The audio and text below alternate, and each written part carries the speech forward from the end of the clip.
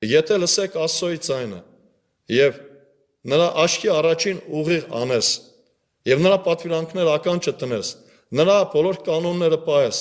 այն աղտերը քեզ չեն հասնի։ Այսօր մենք պատվիրանքները չենք պահում, շատ անգամ հեռացել ենք ամենակալ Տիրոջ խոսքից եւ ընդամենը այս խոսքի մեջ օգտագործում ենք այն կոնտեքստը, որ գրված է.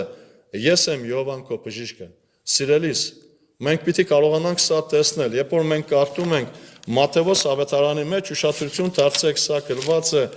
մեր ամեն մեկի համար 8-րդ գլխի 17 համարում նայեք ինչ ասում ամենակալ Տիրոջ խոսքը, որ կատարվի Եսայի մարգարեի ձեռով ասված է, որ ասում էր. նա մեր հիվանդությունները վեր առավ եւ մեր ցավերը բռնեց իրեն վրա։ Սիրելիներ, այսօր ամենակալ Աստված Եսայի մարգարեության միջոցով խոսում է մեզ ամեն մեկիս ասելով հետևյալը, ամբողջացնելու է այս միտքը, որպեսզի կիսատ չմնա, որ ամեն մեկը կարողանան տեսնել, թե ում ցավերն է վերցնում։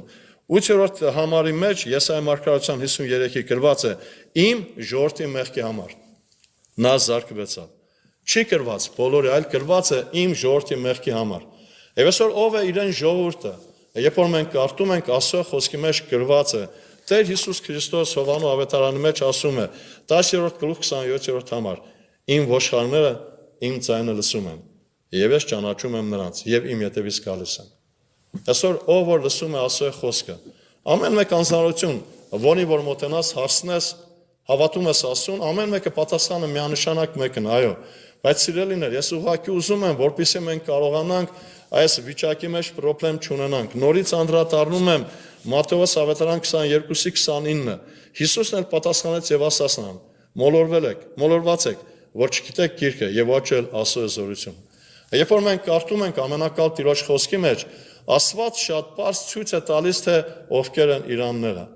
ովքեր որ Աստծո պատվիրանը պահում են, ովքեր որ հավատում են, որ կյանքը Քրիստոսի մեջ է։